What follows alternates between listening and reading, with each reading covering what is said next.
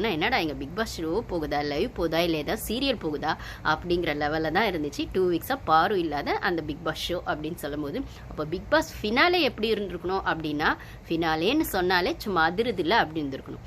அதுலேயும் grand finale அப்படின்ற மாதிரி பேரில் தான் அந்த கிராண்ட் இருந்ததை தவிர உள்ள ஒன்றும் இல்லை.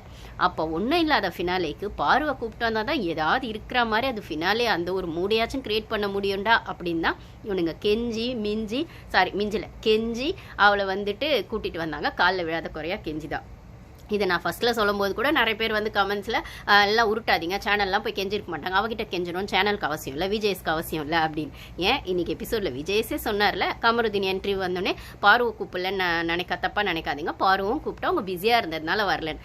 அந்த பிஸி அப்படிங்கிறத தான் நான் என் சேனலில் போட்டிருந்தேன். ஃப்ளைட் மிஸ் ஆயிடுச்சுன்னு அவங்க, அதாவது இவங்க முதல் வாட்டி ரெண்டு வாட்டி கூப்பிட்டப்போ ஒரு 2 வாட்டி இவங்க வந்து காலே அவாய்ட் பண்ணியிருக்காங்க. அதுக்கப்புறம் எடுத்து ஐ எம் நாட் இன்ட்ரெஸ்டட், இல்லை ஃப்ளைட் மிஸ் ஆயிடுச்சு அப்படி இப்படின்னு என்னென்னமோ அவங்களும் சொல்லியிருக்காங்க. அவாய்ட் பண்ணுறதுக்கு என்ன சொல்ல முடியும்? ஆனால் இவங்க விடுற மாதிரி இல்லை, டார்ச்சர் பண்ணுறானுங்க, எப்படி இருந்தாலும் வந்து தான் ஆகணுன்ற மாதிரி சொல்கிறாங்க. இல்லைன்னா ஒரு வேளை சேலரியில் கையை வச்சிருவாங்களோ அப்படிங்கிற விஷயத்த அவங்க வந்து சொல்லியிருக்கலாம்.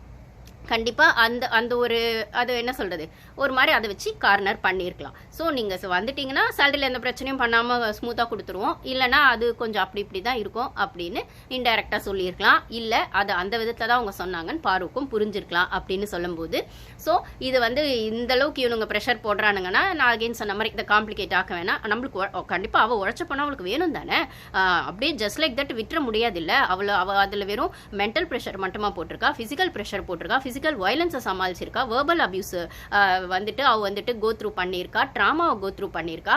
ஈவன் வந்து கண்டஸ்டன்ஸ் கிட்ட பண்ணுறதுன்றது அது கேம்.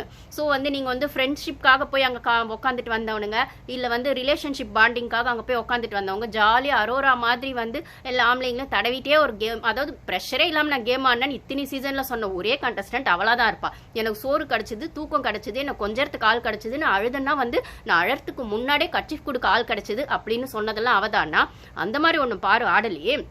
சபரியெல்லாம் இருக்கிற இடம் தெரியாமையே இருந்துட்டான். ஆனால் அப்படி இருக்கிற இடம் தெரியாமையே இருந்து ரன்னர் வரைக்கும் வந்துட்டான். ஏன்னா அவனுக்கான கான்ஃபிடன்ஸ் கண்டிப்பாக வந்து சேனல் வந்து அவனை அந்த இடத்துல கொண்டு வந்து நிறுத்திடுவாங்க. அதை நான் ஃபர்ஸ்டே சொல்லிட்டேன். அவன் வந்து சேனல் ப்ராடக்ட் அப்படிங்கிறத விடவும் அவன் அந்த பிரதீப் மில்ராய் இந்த டேரக்டர் அவரே வந்து அவரோட ஒய்ஃபே டேரக்டாக கால் பண்ணி அவனை கூப்பிட்டாங்க சபரியா அப்படின்னு சொல்லும்போது, நீ பண்ணாத, ஆனால் நீ உள்ளே வந்தீங்கன்னா வந்து உனக்கு ஒரு சம்பளம்னு ஒன்று வந்துடும், ப்ளஸ் வந்து உன்னை எப்படி இருந்தாலும் ஃபினாலே ஸ்டேஜுக்கு கொண்டு வந்துடும். வின்னர் ஆக்குறோமான்னு தெரியாது, ஆனால் ஃபினாலே ஸ்டேஜில் டாப் 3ல கொண்டு வந்து நிறுத்திடுவோம் அப்படின்னு சொல்லியே தான் உள்ள கூப்பிட்டு வந்திருப்பாங்க. பார்த்தீங்கன்னா அவனுக்கான அந்த எவிக்ஷன் அப்படிங்கிற விஷயம் வரும்போது கூட அந்த டாப்